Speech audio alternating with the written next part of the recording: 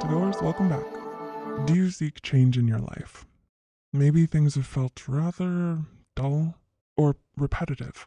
Sometimes change can be good, like living someplace new or taking on a new job or regimen, such as diet or an exercise plan. Other times, not so much.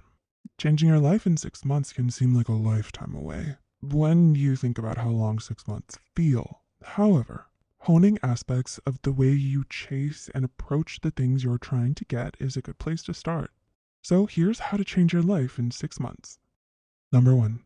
Defining your goals. Have you ever written down the goals you want to achieve?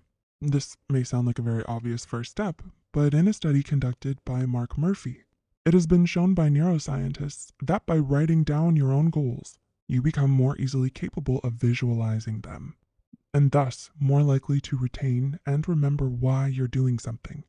Now, it's not possible to always have a pen and paper lying around, or maybe you don't feel as though you want to go find it.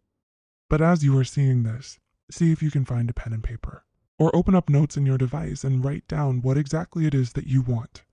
One big goal that will be at the very tippy top. This goal should be the biggest thing that sticks out in your mind, the reason you clicked on this video. For example, if you want to be the strongest person in the world, you may write 3 core steps, such as exercise every day, eat healthier, and find a trainer.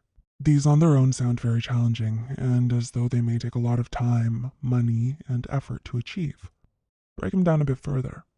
For exercise every day, you may make sub-bullets, such as Google a good gym, 5 crunches in the morning and 5 at night, and borrow weights from a friend. Now write a few steps about how you have to get there. Start with 3 steps. Make sure that these even smaller goals are the absolute tiniest steps that you can start as soon as possible. This may assist your brain in visualizing steps that are attainable, rather than picturing them as so out of the blue that they're impossible, and bringing them down to earth. You will notice that when you break your ultimate goal down into pieces, it gives you a starting place for you to begin. Number 2, starting small, yet forgiving. This is the time that it'll be different. I'm going to do it perfectly. If you find yourself striving for perfection, telling yourself this can sometimes be a detriment to your success even before you start. Ouch.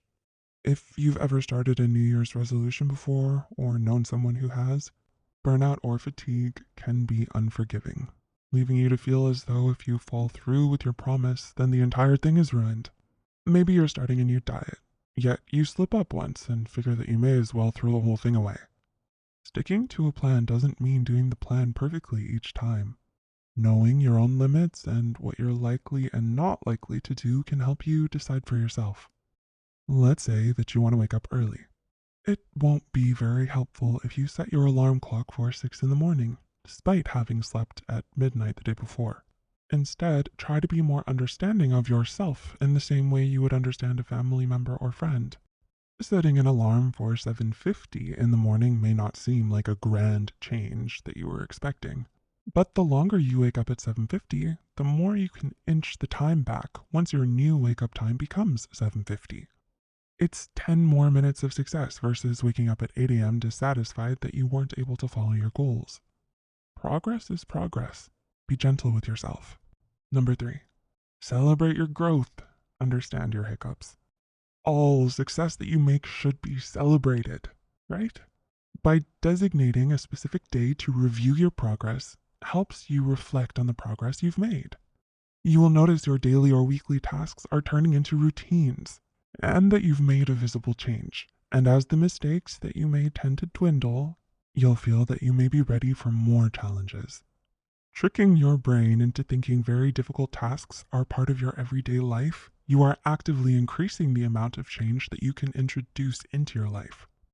You may find that you've been doing exercises for 20 minutes instead of the 5 you promised. If you notice that it's something that you're able to keep up, then relish in your success. On the flip side, if you have found yourself skipping daily habits or steps every so often, analyze why they aren't quite working. Be honest with yourself. Is it too boring? Too hard? You don't understand it? Or just don't have time? The answers will help you to adjust these goals to make them fit better for you. Once the 6-month period has passed, you will notice that instead of having only a few weeks or months of rigorous progress, only for it to stop short in disappointment, you're making steady progress to a goal that you formulated, nurtured, and worked for all by yourself. What are some of your goals that you're going to be working towards over the next 6 months? Feel free to leave a comment down below with your thoughts, experiences, or suggestions.